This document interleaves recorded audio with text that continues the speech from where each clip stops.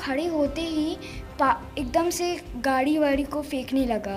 वो ना एकदम बस पे भी धक्का दे रहा था, उसको झटका हो रहा था, हम लोग को भी लग रहा था कि हम गिर जाएंगे। मैं बता नहीं सकता मैम कि उस 5.5 घंटों में मैं 5.5 लाख बार मरा हूँ। ये वीडियो पिछले कुछ दिनों से वायरल है। हाथी अमूमन शांत दिखते हों, लेकिन जब भड़क जाएं तो फिर उनका ये रूप भी देखने को मिलता है। ये वीडियो बिहार के सारण जिले के भुइली गांव का है, जहां 12 अक्टूबर को एक धार्मिक जुलूस निकला था और इन दोनों बच्चियों को इसी जुलूस के दौरान हाथी की सवारी करने का मौका मिला।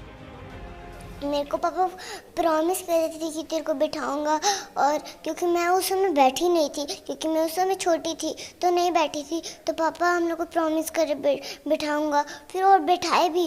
उतने टाइम एकदम खुश थे हम लोग, एक्साइटेड थे कि हम लोग जाएंगे, कूदेंगे, खेलेंगे, मतलब उस पर बैठ के मस्त बातें करेंगे, है ना, पापा वीडियो बनाएंगे। लेकिन ये मौका इतना डरावना साबित होगा ये किसी ने नहीं सोचा था। दोनों बच्चियां जैसे ही हाथी पर चढ़ीं, हाथी भड़क गया, सड़क पर हड़कंप मच गया, जिसके बाद हाथी जंगल की ओर भाग गया। हाथी के भड़कने से लेकर 5 घंटे तक ये दोनों बच्चियां हाथी पर ही सवार रहीं। और फिर वो गाड़ी को फोड़ने लग गया, और वो ना एकदम बस पे भी धक्का दे रहा था, उसको झटका हो रहा था, हम लोग को भी लग रहा था कि हम गिर जाएंगे, हमको कुछ हो ना जाए। मेरे पापा को भी टेंशन हो रहा था कि मेरे बच्चे गिर ना जाए, क्योंकि मेरे पापा मेरे लिए रह नहीं सकते हैं, इसीलिए वो फिर वहाँ पर एक तो पोल था, एक झटका में उसको गिरा दिया।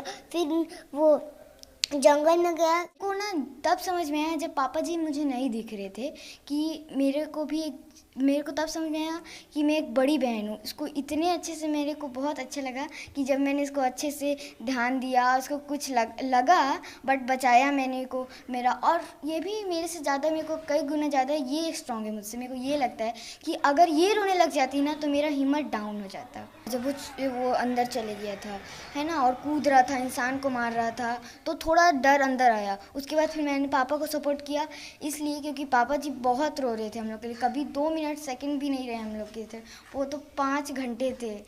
हाथी का रुख अचानक महज 10 सेकंड के भीतर बदल गया, जो मेरे लिए अनएक्सपेक्टेड था। खुशी का माहौल अचानक गमगीन हो गया, क्योंकि बच्चे मेरी तरफ अचानक घबरा कर देखने लगे कि पापा यह क्या हुआ। फिर मैंने अचानक से, मैं कुछ कर नहीं सकता था, तो मैं नज़दीक गया हाथी के और मैंने अपने बच्चों को थंब दिखाई, इशारा किया। जो महावत थे उन्होंने प्रयास किया, वहाँ पर वो कामयाब तो हो गए कि चलो हम जंगल में काबू कर लेंगे, लेकिन जंगल में हाथी की ही सब चल रही थी, महावत की एक नहीं चल रही थी। मुकेश भारती अपनी बच्चियों के साथ छत्तीसगढ़ के कोरबा में रहते हैं। दुर्गा पूजा के मौके पर वो अपनी बच्चियों के साथ अपने गाँव आए हुए थे। वहीं उनकी पत्नी छत्तीसगढ़ में ही है। मैं बता नहीं सकता मैम कि उस 5.5 घंटों में मैं 5.5 लाख बार मरा हूँ, 5.5 लाख बार जिंदा हुआ। हर पल यह लगता था कि मैं क्या अपने बच्चों को खो दूंगा क्या, लेकिन फिर मुझे ये लगता था कि आज तक तो मैंने लौरों की हेल्प ही किया है, तो मेरे साथ शायद ऐसा भगवान ना करे। हाथियों के इस तरह के जुलूसों में शामिल होने को लेकर भी सवाल उठ रहे हैं। पेटा की खुशबू गुप्ता इस संबंध में कहती हैं, वन्य जीव सुरक्षा अधिनियम, जो कि भारत का वन्य सुरक्षा कानून है, उसमें हाथियों को टाइगर के समान शेड्यूल 1 में सुरक्षा प्रदान की गई है। लेकिन इसी अधिनियम के एक अन्य प्रावधान के अनुसार हाथियों को प्राइवेट लोगों द्वारा लाइसेंस लेकर बंदी बनाकर रखा जा सकता है। आज के समय में जहां हमारे पास गाड़ियां और अन्य संसाधन हैं, हमें हाथियों को बंदी बनाकर उनके घरों से उनको चुराकर ट्रेनिंग देकर क्रूअल तरीके से उनका इस्तेमाल करना बहुत ही गलत है।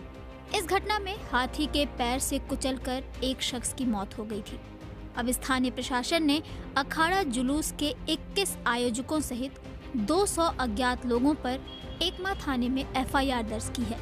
इसमें तत्काल FIR किया गया है। आयोजन समिति के सदस्यों, जो अध्यक्ष थे और उनके जो सदस्य हैं, सबों पर FIR कर दिया गया है। क्योंकि जुलूस में जो जानवर थे, हाथी और घोड़ा, ऊँट, ये सब लाने की अनुमति नहीं थी, और बिना अनुमति के वो ले आए थे। हाथी जब भड़का तब ये दोनों बच्चियां हाथी पर सवार थीं। तब 2 महावत भी मौजूद थे, इसलिए इन दोनों के साथ कोई बड़ा हादसा नहीं हुआ। लेकिन 4-5 घंटे तक इन दोनों बच्चियों ने जिस तरह की हिम्मत दिखाई, उसकी हर तरफ तारीफ हो रही है। फिर हाथी पे बैठेंगी कभी? हाँ, अब तो और अच्छा हो गया। अब तो पता चल गया है ना कि कैसे उसको करना है, कैसे करना है और कैसे अब बैठने का है, फिर वो उतार ही देंगे, कोई दिक्कत नहीं है, अब तो बैठ लेंगे।